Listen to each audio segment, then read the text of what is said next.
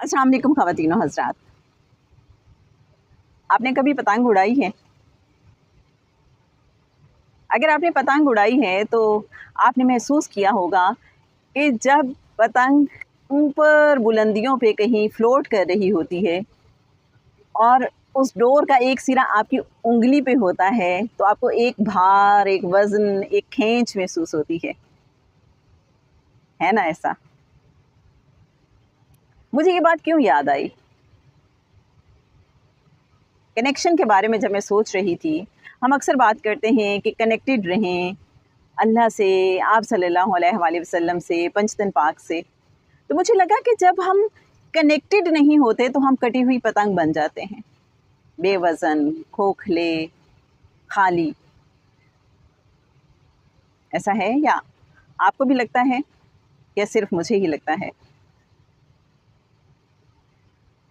ہم دنیا کی رنگینیوں میں بعض اوقات کھو جاتے ہیں جب ہمارا کنیکشن کمزور ہوتا ہے. دنیا ایک میلہ ہے، ایک رنگینی ہے. جیسے شیخ سعدی کہتے ہیں کہ بچپن میں ایک بار میں ایک میلے میں گیا اپنے فادر کے ساتھ، اور میرے والد نے مجھے تاکید کی کہ بیٹا میری انگلی مت چھوڑنا. لیکن کہتے ہیں کہ میلے میں اتنی اٹریکشنز تھیں کہ مجھے یاد ہی نہ رہا کہ مجھے والد کی انگلی پکڑ کے رکھنی ہے، اور میں میلے میں کھو گیا، ہر طرح سے ہی کھو گیا. اور بعد میں میرے والد مجھے ڈھونڈتے رہے.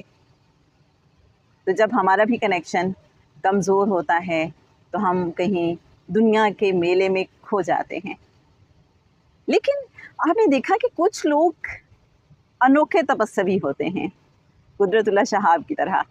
پچھلے دنوں میں لبیک پڑھ رہی تھی تو مجھے، آپ کو پتہ ہے قدرت اللہ شہاب اور ممتاز مفتی، کیا خوبصورت ایکویشن ان کی، مجھے تو بہت اچھی لگتی ہے. اور پھر ممتاز مفتی کا دل ربا انداز. تو کہتے ہیں ممتاز مفتی کہ قدرت اللہ شہاب ایسے انوکھے تپسوی ہیں کہ کوئی نرتکی ان کا دھیان نہیں بٹا سکتی. وہ سارے کام کر رہے ہوتے ہیں، ساری دنیا داری نبھا رہے ہوتے ہیں، سارے رشتوں کے ساتھ ڈیل کر رہے ہوتے ہیں، لیکن اس کے باوجود وہ ایک ڈیوائن انکنسرن میں رہتے ہیں.